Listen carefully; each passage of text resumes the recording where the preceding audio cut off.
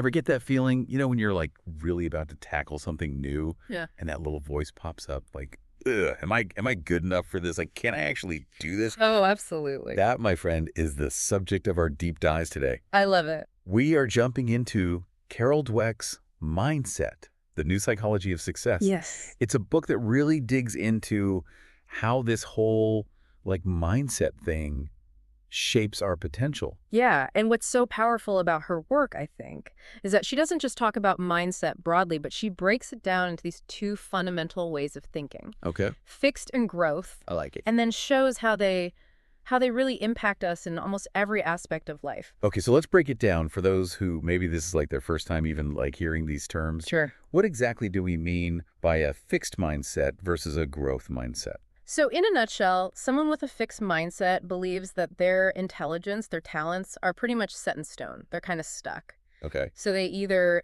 either born smart, naturally gifted, Mhm. or they're not. And this leads to a real need to prove themselves constantly. Because if you mess up, it feels like a reflection of your inherent worth, you know? It's like tied into your identity. Yeah, exactly. Oh, so it's like those kids in Mrs. Wilson's sixth grade class that Dweck talks about in the book. Yes. The ones who were literally seated according to their like IQ scores. Oh, gosh. I can't imagine the pressure cooker that environment must have been. I know. Talk about fixed mindset, right? Oh my God. That's a classic example of how this plays out. Wow. It puts the focus on appearing smart rather than on the actual process of learning and growing, which is so key. Totally, totally. Yeah. And then on the flip side, we have the growth mindset. Yes. So someone with this mindset, it's like they see their abilities more like, I would think of it like muscles, Yeah. Like you can strengthen them with effort, with practice. Absolutely. It's not about just being born like brilliant.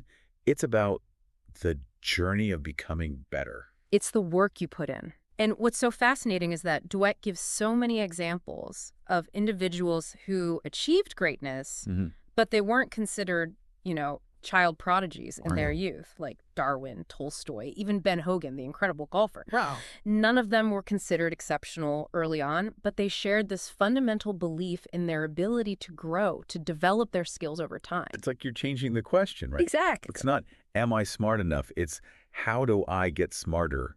Yeah. Or what can I learn from this challenge? Precisely. And that's where the real magic happens, right? Yeah. A growth mindset allows you to embrace challenges, to view those setbacks as opportunities to learn, and to understand that your potential isn't, preordained. It's something you actively cultivate. Okay, that makes a lot of sense. Yeah.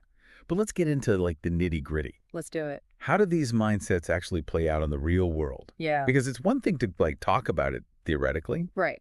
but I'm really interested in how this impacts people's lives. Yeah. In concrete ways. Yeah. Well, one of the most, I think, compelling ways that Dweck illustrates this is through the story of Seabiscuit, the racehorse, Okay. contrasted with the journey of the woman who wrote his biography, Okay. Laura Hillenbrand. Okay, this is where it gets really interesting for me because I know a bit about Seabiscuit. Wasn't he that underdog racehorse who became a champion? He was... What's the connection to mindset there? He was the ultimate underdog, like you said, Okay. considered washed up, too small. I mean, the odds were stacked against him. Right. But his team, they had this unshakable belief in his potential. Yeah. And through dedicated training, really focusing on his strengths, they helped him achieve what no one thought possible. See, I think this is so interesting because it's like, it's not just about, we always talk about like your mindset, Right. but it also speaks to like the mindset of the people around you. Exactly. And that's what's so amazing about, you brought up the biographer, Laura Hillenbrand. Her story, I mean, talk about resilience. She battled chronic fatigue syndrome while writing Seabiscuit's story. Oh, wow.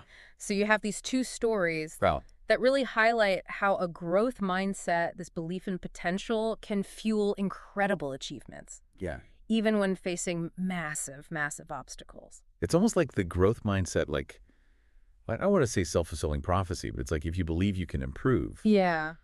you're more likely to put in the effort to overcome those obstacles, right. to like actually achieve those goals. Yeah. And on the flip side of that, Dweck provides this really, I think, cautionary tale about John McEnroe. Oh, okay. a tennis star, obviously immensely talented, but often his fixed mindset really held him back. In what way?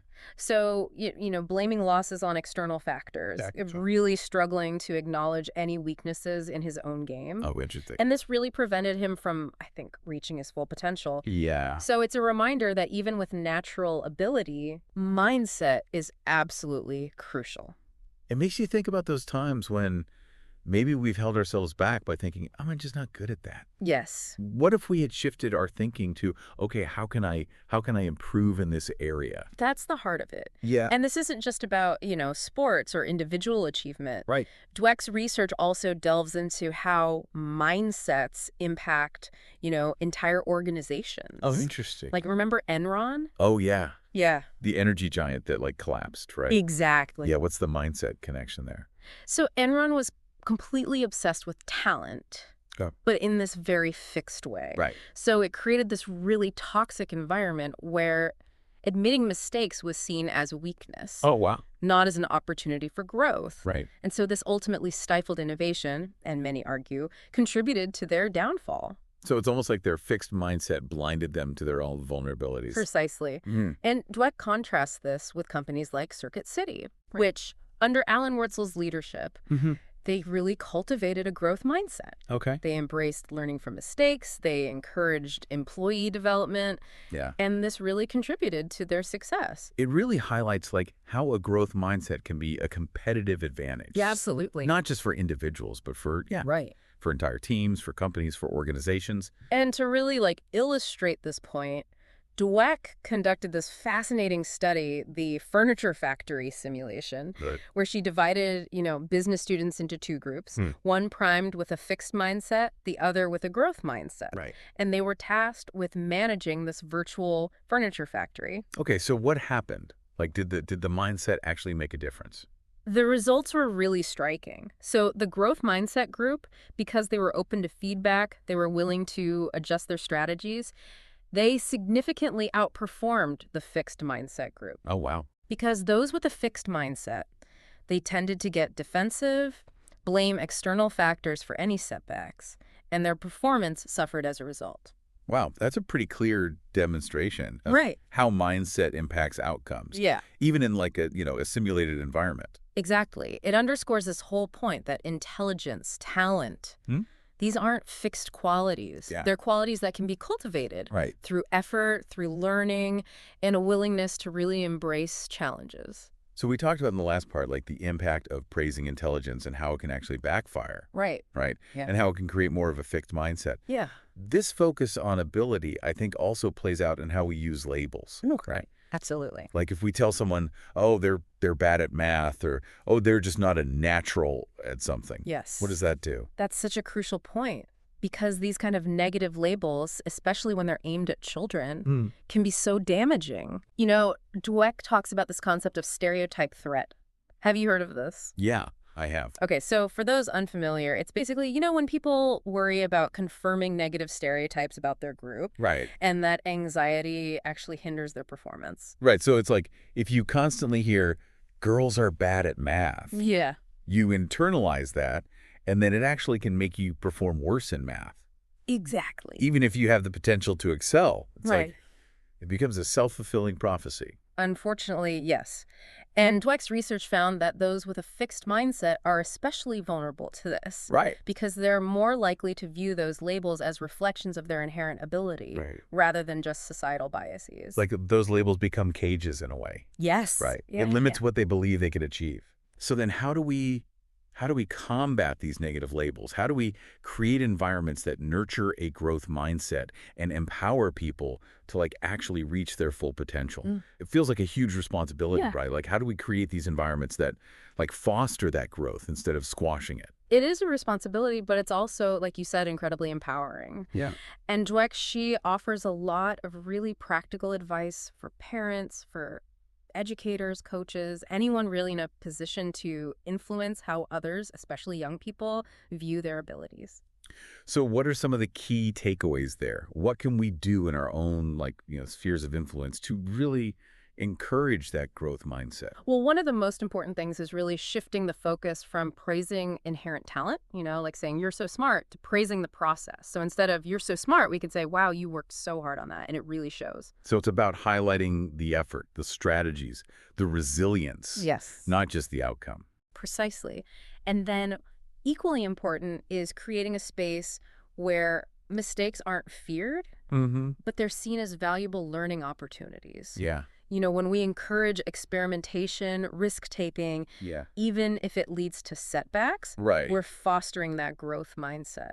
It makes me think about, Dweck talks about some amazing educators Yes. who really embody this, like Hemi Escalante at Garfield High School, Yes. and Marva Collins, who started her own school to help children who had been written off by others. Incredible stories, both of them. Yeah, and it's like they fundamentally believed in the potential of every single student, That's the key.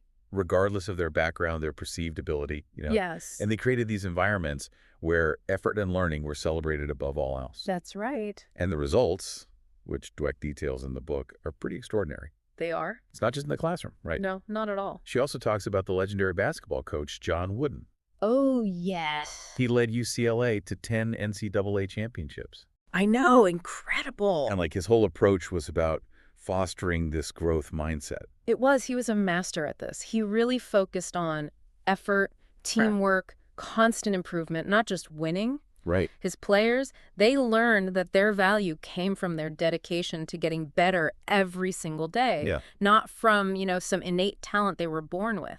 It's just incredible to think that this like one concept, this shift in mindset, Yeah. can have such a ripple effect It's from our personal lives to our workplaces, Right. even to the way we raise and teach the next generation. Absolutely. It's about recognizing that we're all works in progress, really, Yes. with the potential to grow and evolve throughout our lives. And that's what makes, I think, Dweck's work so important. It's a call to action, Yeah. an invitation to examine our own beliefs about potential, Mm-hmm. and to create a world where everyone feels empowered to embrace challenges, to learn from those setbacks, and to really strive for their best selves. We've covered so much ground in this deep dive. We have from like the fundamental differences between these mindsets Right. to their impact, which is profound, on our lives Yeah. and on the lives of those around us. Absolutely. But as always, we want to leave you with something to ponder. Oh, I like this part. Yeah, so Give it to me. think about a time when you faced a challenge, Okay. maybe even a setback that really made you doubt your own abilities. Mm-hmm. What if you could go back and approach that same challenge Okay. with a growth mindset? Ooh. How might the outcome have been different? What new possibilities could you unlock in your own life by really embracing this belief that you are capable of growth, of change? That's a powerful question. It is, and it's one that I really hope our listeners will take with them as they continue to explore this whole idea of mindset. It's a journey. It is. It's not a destination, right? Exactly. It's something we're always working on. Always evolving. And I think that's a hopeful message ultimately, because it means that no matter what we've experienced in the past, no matter what those like limiting beliefs we might be carrying, Right. we have the power to choose a different path forward. We have the power to grow. Exactly. And that, my friends, is the power of mindset.